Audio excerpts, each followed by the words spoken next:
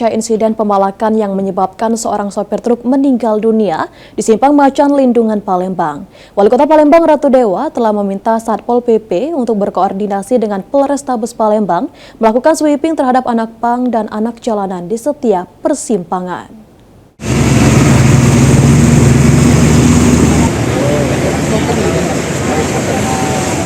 Pasca terjadinya aksi pemalakan yang menelan korban jiwa di Simpang Macan Lindungan. Insiden yang menyebabkan seorang sopir truk meninggal setelah diduga dipalak oleh oknum anak jalanan tersebut mendapat sorotan luas masyarakat.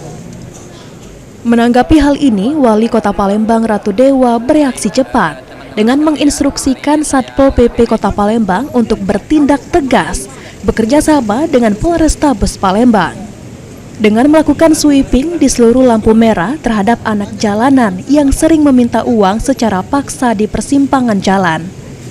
Langkah tersebut diambil berdasarkan regulasi serta mencegah hal serupa terulang kembali. Ratu Dewa menyatakan bahwa kehadiran anak jalanan di titik-titik ramai kendaraan tidak hanya mengganggu ketertiban lalu lintas, tetapi juga berisiko menimbulkan arah kejahatan. Malam begitu saya dapat informasi, saya sudah minta Pol PP. Pol PP harus bertindak tegas, tentunya koordinasi dengan pihak Polrestabes. Selagi petugas kita tidak bertindak tegas, maka semalam saya minta di sweeping.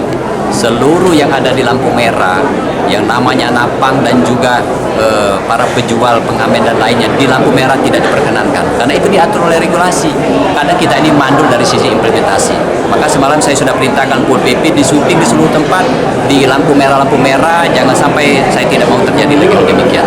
Artinya berlaku mulai hari ini, Pak? Sudah semalam saya perintahkan, semalam saya minta di seluruh lampu merah.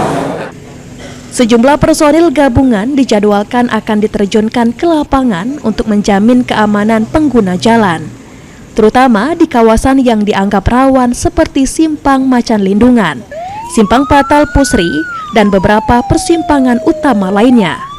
Ilham Wahyudi, PAL TV.